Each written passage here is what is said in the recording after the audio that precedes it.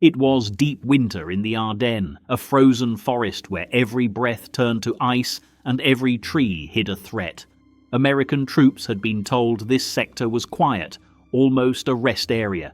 Fresh divisions were rotated here specifically because the High Command believed nothing serious could happen.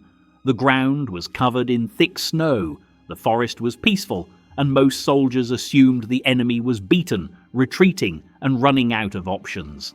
But all of that changed in a single night. This is the story of the moment when America, with all its strength, all its momentum, and all its confidence, was just inches away from losing everything at the Battle of the Bulge.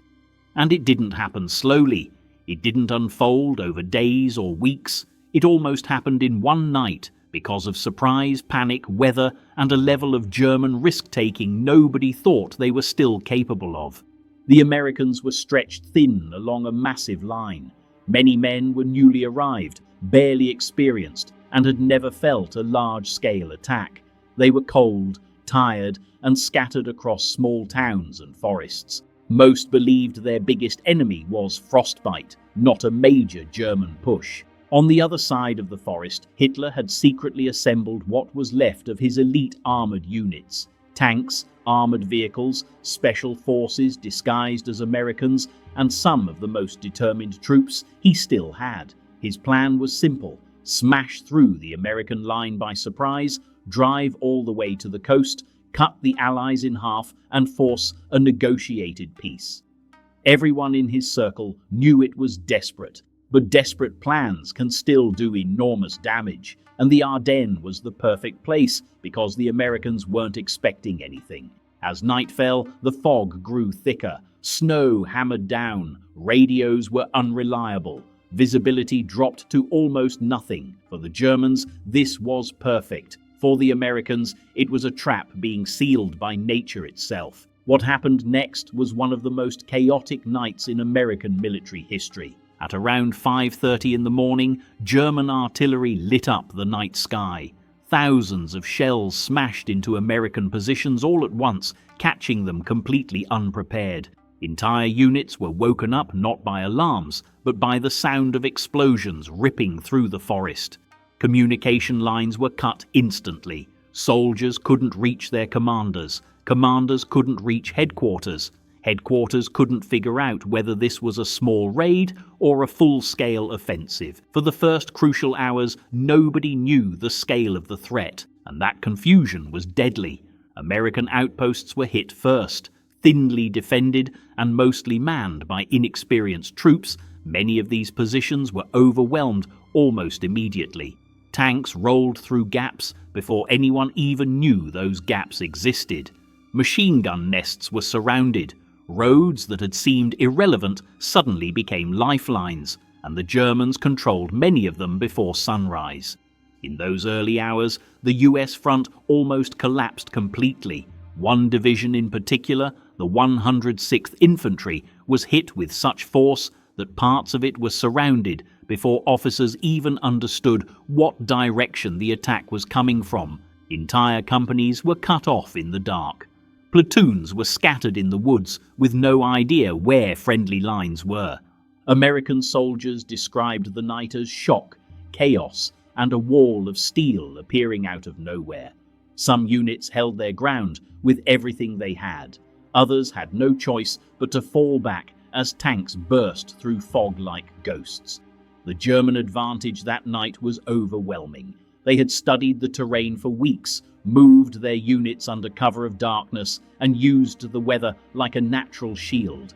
Their tanks rolled down roads the Americans assumed were too thick with snow to be used. They appeared from angles nobody expected, and because the night was so dark and visibility so low, Americans could barely tell where the attacks were strongest. To make it worse, German special forces dressed in American uniforms were already behind the lines, switching signposts, causing confusion and spreading rumors. Every soldier who heard an unfamiliar accent suddenly wondered if the man next to him was an imposter. Trust broke down at the worst possible moment. By sunrise, the front line wasn't a line anymore. It was a maze of isolated pockets trying to make sense of a disaster. The reason America almost lost the entire battle in this single night comes down to three things: surprise, misjudgment, and weather. The surprise was total. American intelligence believed the Germans were too weak to launch anything like this. Reports of German movement were dismissed as minor. The Ardennes was considered low risk, so US forces there were not prepared for a major strike. Then there was misjudgment. Many American positions were spread thin, with long gaps between strongpoints. Commanders assumed the terrain itself would stop any large attack. They were wrong. The Germans came through those same forests with practiced precision. But the weather was the final decisive factor. The thick fog meant American planes, one of the biggest Allied advantages, couldn't take off. There was no air reconnaissance, no air strikes, no ability to slow the German armor. The US Army fought blind, and for a few critical hours, that blindness nearly cost them everything. One of the most dangerous moments of the night came when German armored units punched deep into the American line faster than expected. If they had reached certain crossroads just a few hours earlier, they could have trapped entire American divisions and destroyed the logistical backbone of the front.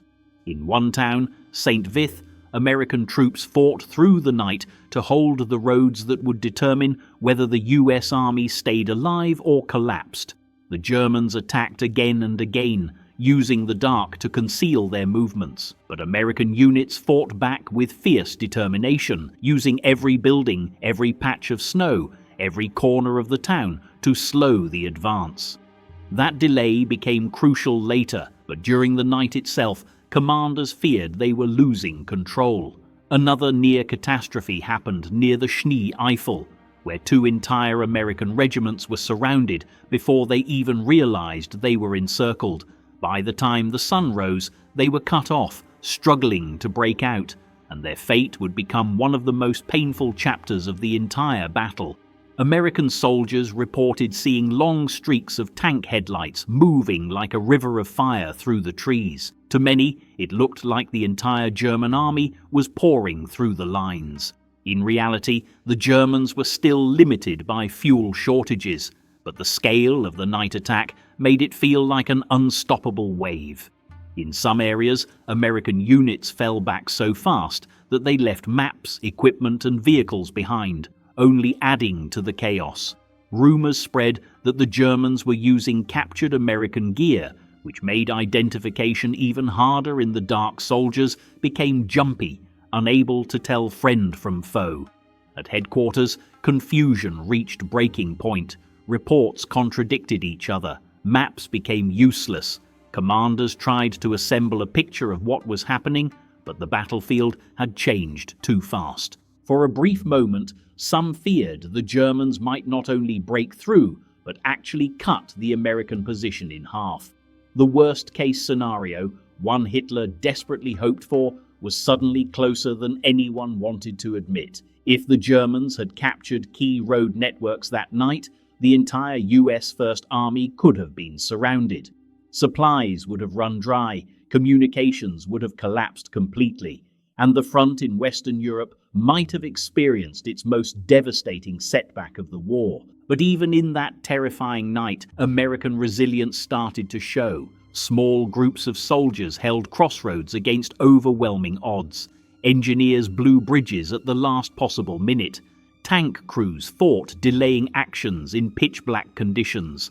And although the Germans came close to collapsing the American line, they were slowed enough for reinforcements to mobilize. It wasn't luck, it was determination. America didn't lose the battle that night, but it came dangerously close. If just a few towns had fallen faster, if a few roads had been taken earlier, if weather had held for one more day, the entire Western Front could have changed. By morning, the Germans had made huge gains, but the window for a total collapse had passed.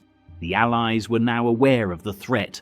Reinforcements were on the way, and once the weather cleared, American air power would return with devastating force. But none of that changes the fact that for one night, just a single night, America was on the edge of losing everything in the Ardennes.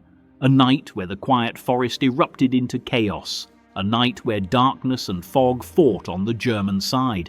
A night where the US Army came closer to collapse than most history books ever admit. The Battle of the Bulge would rage on for weeks, becoming one of the hardest fights America ever faced. But it was that first night, the shock, the confusion, the panic, the unexpected breakthrough that nearly handed Germany a victory they desperately needed. In war, sometimes everything hangs on a single moment, and for America in the Ardennes, that moment happened in the dark, in the snow, on a night where the world almost changed.